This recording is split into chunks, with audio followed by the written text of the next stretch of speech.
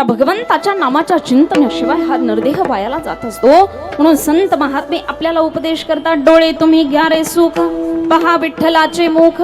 डोळ्यांना सांगितलं डोळ्यानं त्या भगवान पंढरीश पांडुरंग परमात्म्याचं मुख पहा, हातांना सांगितलं हाताने त्या भगवंताच्या भजनामध्ये टाळी वाजवा, पायांना सांगितलं पायाने त्या भगवान पंढरीश पांडुरंग परमात्म्याची वारी करा।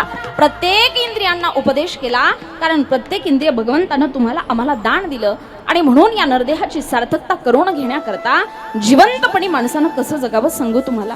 आपलं आयुष्य ना माईबापांनो हे पारिजातकाच्या फुला एवढं असावं। पारिजातकाचं फुल माहिती तुम्हाला, त्या झाडाला आदल्या दिवशी संध्याकाळी कळी येते, दुसऱ्या दिवशी सकाळी सकाळी ते उमलून खाली पडतं आणि त्याच दिवशी तास दोन तासामध्ये ते कोमेजून जातं। इतकं कमी आयुष्य त्या पारिजातकाच्या फुलाचं असतं, पण जो कोणी त्या झाडाच्या जवळून जाईल ना त्याच्या मनाला ते मोहून टाकतं, त्याच्या मनाला आनंद देऊन जातं। इतकंच नव्हे तर आपलं आयुष्य हे फुलपाखरा एवढं असावं। फुलपाखराचं आयुष्य अवघ्या 14 दिवसांचे, पण त्या 14 दिवसांच्या आयुष्यामध्ये ते फुलपाखरू इतकं भिरभिरतं, स्वतःही आनंद घेत, ज्याची ज्याची दृष्टी त्याच्यावरती पडेल ना त्याच्या मनाला ते आनंद देऊन जातं। म्हणून चारच वाक्यात सांगते, जिवंतपणे माणसानं कसं जगावं, चालताना असं चालावं, चालताना असं चालावं, 10-5 लोकांनी उठून रामराम म्हणावं, बसताना अशा ठिकाणी बसावं, 10-5 लोकांनी जवळ येऊन बसावं, पण पत्त्या खेळायला नाही बरं का पुरुष मंडळी, भजन करायला भजन। बसताना अशा ठिकाणी बसावं,